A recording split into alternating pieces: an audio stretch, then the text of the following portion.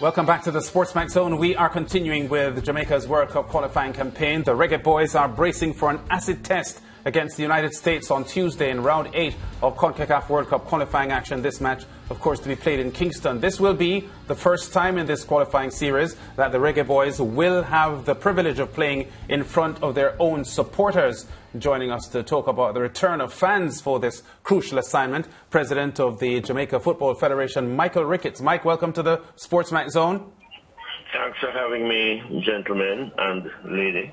Yeah, I'm going to ask you the compelling question if Theodore Whitmore is under pressure to keep his job, but in a few minutes we'll get to that. Let's start here. First time for fans in this World Cup qualifying series at home.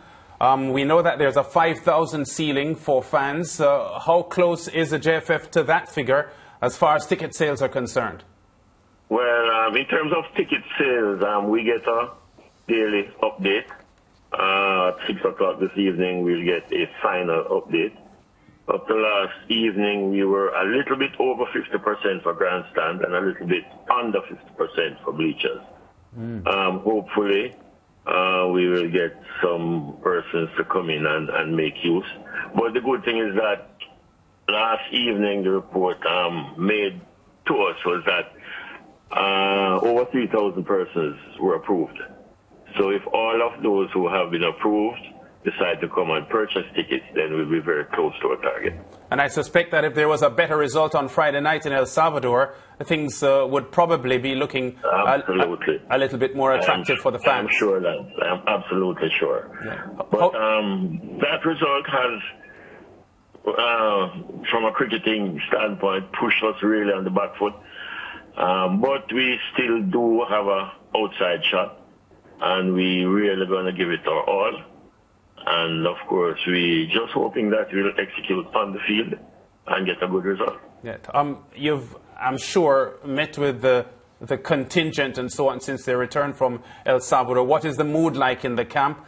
Because everyone looking on felt that should have been a three-pointer for the Caribbean side, but it wasn't. But they've got to put that behind them and look toward this assignment here. How do you rate the mood of the team, players and coaching staff and management going into this match? Disappointment. A lot of persons, a number of these persons are players and officials are extremely disappointed. I mean, it is happening so often in recent times. In the Gold Cup, US scored on us in the 87th minute. We lost. In Mexico, the 89th minute, again we lost. And now, cruising, so to speak, we again conceded a very late goal and had to share the points. So the breaks have really not gone our way. It is very, very sad that we would not have gotten those 3 points. But we just have to be tough mentally, and all of these players are professionals and understand how important it is to put bad results behind you and just stay focused for your engagement ahead, or your engagements ahead. Yeah, and Michael, of course, the fans will be excited to cheer on the Reggae Boyz. What are some of the COVID-19 protocols that they will be met with? Well, we've been able to successfully manage the protocol regime, and of course, we will not be any different this time around. But number of hand washing stations, of course, you just have to prove that you have been fully vaccinated, and that is part of the process of being verified. Because if government, if the Minister of Health in particular, cannot verify that you are in fact vaccinated, then you would not get an approval. So that in itself is a very stringent part of the protocol.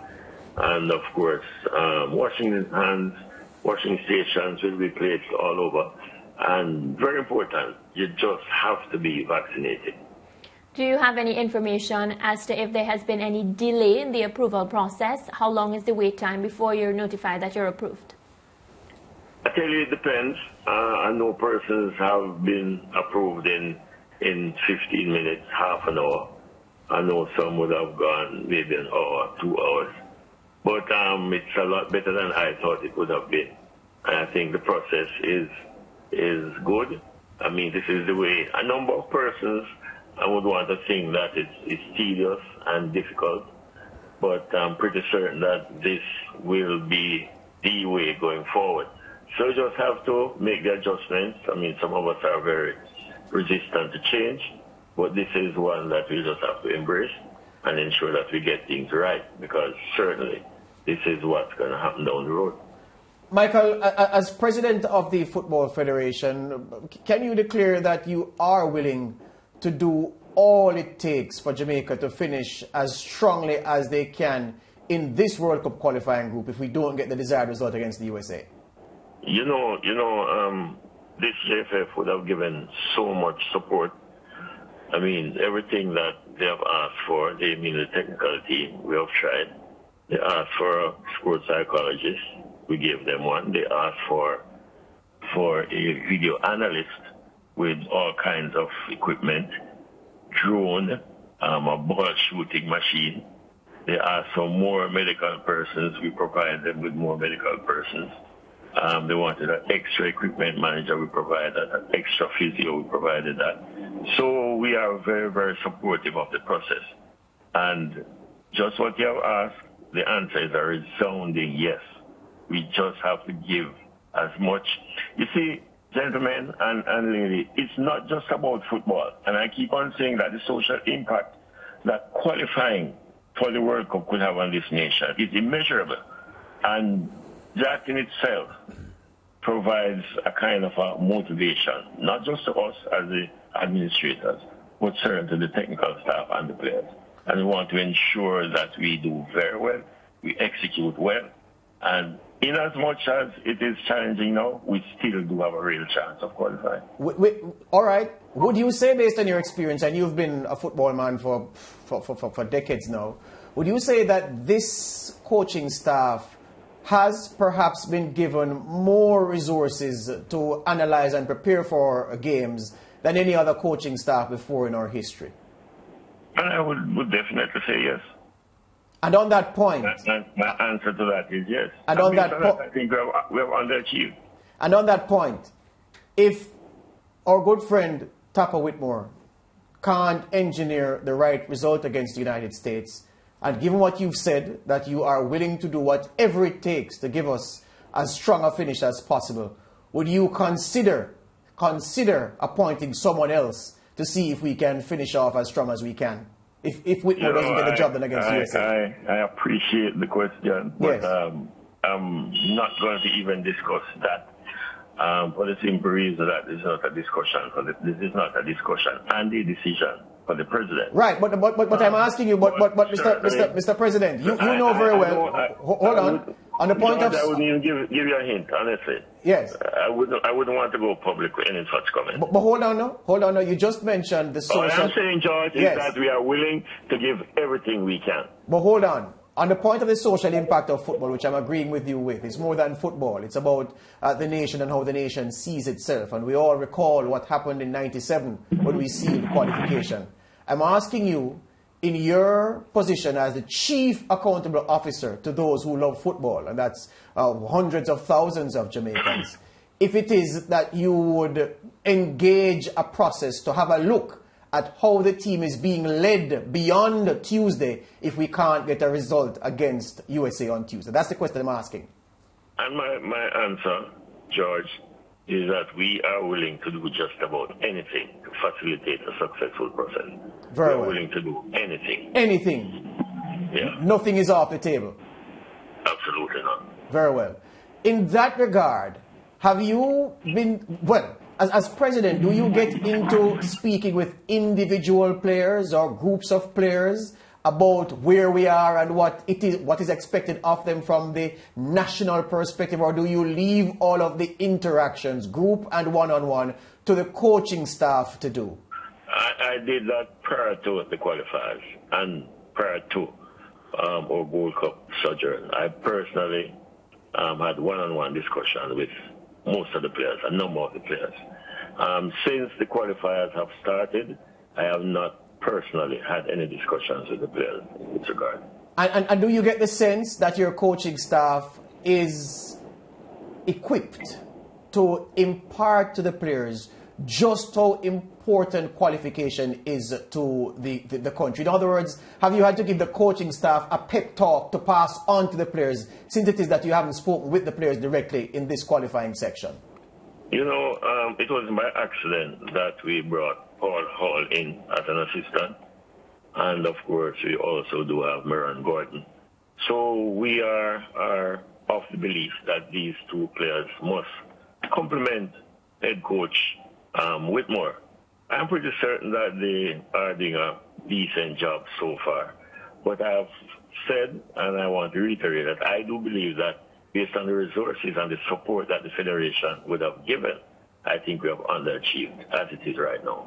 And on that point, Mr. President, I know you aren't answering that question. I'm not putting that question back to you. So I'm saying, if after tomorrow we look as if this huge investment, huge personal sacrifice from yourself, huge sacrifice from the Federation, if we aren't in a position tomorrow to go forward with confidence, would you then, from your position, convene a meeting to at least have a look at the situation and see what changes would be necessary going forward? The answer to that, George, is yes, absolutely.